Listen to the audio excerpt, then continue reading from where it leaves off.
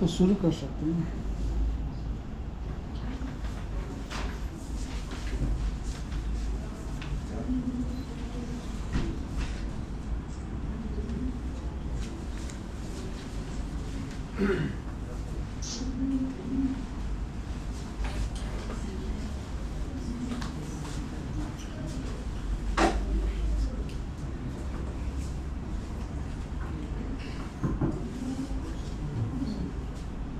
आज हम उत्तर बंगाल के विस्तृत चाय बागान क्षेत्र के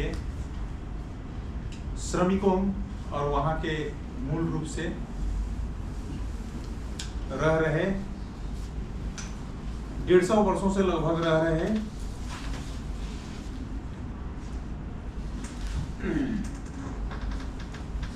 आदिवासी, गोरखा एवं अन्य संप्रदाय के लोग जो 150 वर्षों से भी ऊपर से लगभग 160 से लेकर के ऊपर से ही लोग रह रहे हैं, उनके लिए एक संकट की घड़ी है। क्योंकि गवर्नमेंट ने, पश्चिम बंगाल सरकार ने भूमि सुधार करके एक जमीन संबंधी एक नोटिफिकेशन जारी किया था 1 अगस्त 2023 को। और उससे पहले भी पश्चिम बंगाल सरकार का गैजेट में पहले बिल के रूप में निकाला था गवर्नमेंट ने, उसके बाद में उसको एक्ट में गवर्नमेंट ने परिणत किया, जिसमें कि लीज लैंड जितने भी हैं वो अब फ्री होल्ड किया जाएगा। उस पे बहुत सारे अलग अलग प्रोजेक्ट बनेंगे, मतलब चाय बागान ध्वंस होगा, उसका मतलब ही निकलता है। क्योंकि चाय बागान की जमीन पर अब चाय बागान कितने दिनों तक रहेंगे इसका कोई गारंटी नहीं है। और वहां पर जो 150 वर्ष से भी ज्यादा जो लोग रह रहे हैं, जिन्होंने एक समय में चाय बागान बनाया जंगल को काट करके, मूल रूप से तो आदिवासी, गोरखा भी हैं, लेकिन मूल रूप से आदिवासी की संख्या सबसे ज्यादा है। उन्हीं लोगों ने एक समय में ब्रिटिश सरकार के समय में जंगल को काट करके चाय बागान तैयार किया था। और आज वो कहाँ रहेंगे, किस हालत में रहेंगे और उनकी रोजी रोटी क्या होगी, सरकार ने अपने जो ये भूमि सुधार कानून लाया इसमें, अथवा जो 1 अगस्त को निकाला जो नोटिफिकेशन, उसमें कुछ ऐसा मेंशन नहीं किया गया है। तो इसीलिए उत्तर बंगाल के चाय बागान क्षेत्र में लोग बहुत ही आतंकित हैं, डरे हुए हैं लोग कि क्या होगा, उनकी रोजी रोटी जाएगी और उनका होमस्टेड लैंड का जो वो लोग काफी वर्षों से वो लोग डिमांड कर रहे थे, हमारा राइट मिलना चाहिए होमस्टेड लैंड का, उसका क्या होगा। तो 1 अगस्त 2023 को जो नोटिफिकेशन आया उसमें देखा गया कि चाय बागान में जो सरप्लस और अनयूटिलाइज्ड लैंड है उससे ओनली 5 डिसिमल्स ऑफ लैंड, केवल 5 डिसमिल जमीन का पट्टा गवर्नमेंट देगी। और वो किसको देगी, जिनके पास में जमीन नहीं है चाय बागान में, और जो रिटायर हो गए हैं या रिटायर होने जा रहे हैं ऐसे लोगों के लिए। तो चाय बागान के जितने भी वासी हैं जिन्होंने चाय बागान को बसाया था, वे बिल्कुल इसका प्रतिवाद करते हैं, प्रतिरोध करते हैं इसका। ये 5 डिसमिल का स्कीम गवर्नमेंट ने कहां से लाया, कैसे लाया, और इसका पूरी सख्ती से ये लोग विरोध करते हैं।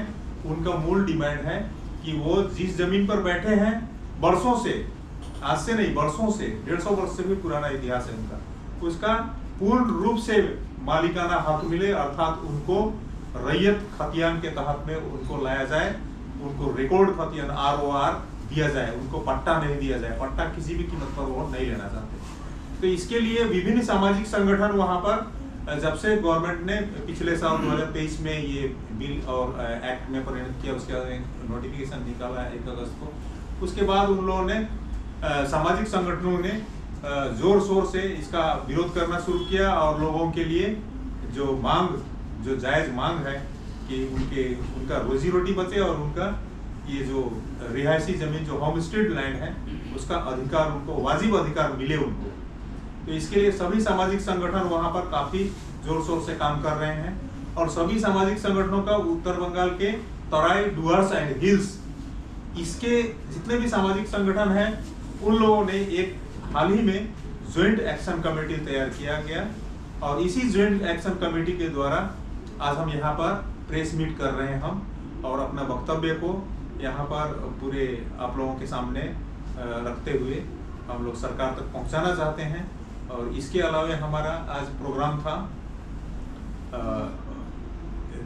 ऑनरेबल चीफ मिनिस्टर के ऑफिस में नवान्न में ये हम लोग इसको मेमोरेंडम को सौंपे, लेकिन थोड़ा सा कुछ उसमें परिवर्तन लाना पड़ गया अचानक में, तो हम लोग अब उसको कल करेंगे। लेकिन उससे पहले हम लोग कई बार जमा कर चुके हैं, कई बार 14 सितंबर 2023 को हम लोग डीएम दार्जिलिंग के द्वारा भी इसको जमा किया था हमने। उसके पहले हम लोग सिलीगुड़ी शहर में भारी संख्या में कम से कम 20-20 हजार की भीड़, विशेष करके आदिवासी संप्रदाय के लोग थे उसमें, हम लोगों ने रैली किया। रैली के मार्फत से, रैली करने के बाद एसडीओ सिलीगुड़ी के मार्फत से भी हमने ऑनरेबल चीफ मिनिस्टर को भेजा था, लेकिन सरकार अभी भी उसको सुनने के पक्ष में नहीं दिखाई पड़ रही है। उसके बदले सरकार 5 डिसमिल जमीन का पट्टा अभी फिलहाल दिसंबर के फर्स्ट वीक में, पहले सप्ताह में ऑनरेबल चीफ मिनिस्टर गई थी उत्तर बंगाल, तो डुअर्स एरिया में जा करके उन्होंने वही दोहराया कि 5 डेसिमल पट्टा दिया जाएगा। और अभी गवर्नमेंट ने जोड़ा है, अभी इलेक्शन चूंकि सामने है, शायद इसीलिए भी हो सकता है कि उसको ये घर बनाने के नाम पर 1,20,000 रुपया दिया जाएगा। हालांकि उसका कोई नोटिफिकेशन हम लोगों के पास में, हम लोगों को देखने को नहीं मिला, लेकिन ऐसा कहा गया है। तो इस पर और विस्तृत जानकारी हमारे ये क्रिश्चियन खड़िया भाई हैं, ये भी जलपाईगुड़ी डिस्ट्रिक्ट डुअर्स से हैं, ये थोड़ा ब्यौरा देंगे। সবাইকে নমস্কার। অ্যাকচুয়ালি আজকে আমরা এখানে উপস্থিত হয়েছি উত্তরবঙ্গে যত সামাজিক সংগঠন ইউনিয়ন আছে তাদের মোটামুটি 12 থেকে 15টা সংগঠন মিলে একটা জয়েন্ট অ্যাকশন কমিটি বানানো হয়েছে, জয়েন্ট অ্যাকশন কমিটি ডুয়ার্স তারাই অ্যান্ড হিলস। তো এখানে আমাদের মূলত একটাই আমাদের মান দাবি আছে, যেটা হচ্ছে যে বর্তমানে সরকার, যে পশ্চিমবঙ্গ সরকার আমাদের চা বাগান এলাকাতে, যেখানে বিগত 150-200 সাল থেকে আমাদের আদিবাসী, গোর্খা আর অন্য যে জনজাতি এখানে বসবাস করছে, তাদের নিজস্ব জমি আছে, কিন্তু সরকার আমাদের ভূমিহীন বলে আমাদেরকে 5 ডেসিমেলের একটা রিফিউজি পাট্টা দেওয়ার প্রস্তাবনা করেছে, একটা স্কিম এনেছে। কিন্তু আমরা বলতে চাচ্ছি যে আমরা কিন্তু ভূমিহীন না। যখন এই দেশটা তৈরি হয় না তার আগের থেকে আমরা এখানে আছি, যখন এই সংবিধানটা তৈরি হয় না তার আগের থেকে আমরা এখানে আছি। কিন্তু আজকে আমাদের সরকার 2024-2023 সালে আইসে আমাদেরকে বলছে যে আপনারা হচ্ছে ভূমিহীন, আর আমাদেরকে ভূমিহীন বলে আমাদেরকে রিফিউজি একটা পাট্টা আমাদেরকে দেওয়া হচ্ছে। ওই পাট্টাতেও মানে অনেক কন্ডিশন রাখা হয়েছে যে আপনিও এখানে কমার্শিয়াল কোনো অ্যাক্টিভিটিস করতে পারবেন না। এরকম ভাবে আমাদের একটা মানে অত্যাচার আমাদের উপর হচ্ছে। তো তার জন্য আমরা তারাই টুয়ার্ডস যত সামাজিক সংগঠন মিলে আমরা এই জয়েন্ট অ্যাকশন কমিটি গঠন করেছি। এর আগে আমরা মুখ্যমন্ত্রীকে, ব্লক অফিসারকে, ডিএমকে, তারপরে রাষ্ট্রপতি, দেশের রাষ্ট্রপতিকে, দেশের প্রধানমন্ত্রীকে আমরা লিখিত জ্ঞাপন দিয়েছি, কিন্তু এখনো পর্যন্ত আমাদের কিন্তু কোনো সেরকম কোনো সঠিক উত্তর আমরা এখন পর্যন্ত পাইনি। আমাদের একটা বলারই ছিল যে আমরা এই জমির সম্পূর্ণ মালিকানা অধিকার আমাদেরকে চাই। আমরা কোনোদিনও 5 ডেসিমেল পাট্টা আমরা কোনোদিনও বলি নাই। আর আপনারা যদি যখন যাবেন বাগান এলাকাতে, যেখানে লোকেরা বসবাস করে, ওখানে দেখলে আপনারা বুঝতে পারবেন যে এখানে শুধু 5 ডেসিমেল জমি নাই, এক একটা লোকের কাছে না হলে 10 ডেসিমেল, 20 ডেসিমেল, 20 ডেসিমেল জমি আছে। কিন্তু আজকে সরকার কি করছে, ওই জমিটাকে মানে 5 ডেসিমেল করে দিয়ে দিচ্ছে। এখন 5 ডেসিমেল পরে যা জমি বেঁচে যাবে, ওই জমিটা কি হবে ওটা কোনো ক্লিয়ারিফিকেশন নাই, আমাদের কাছে কোনো পেপার নেই।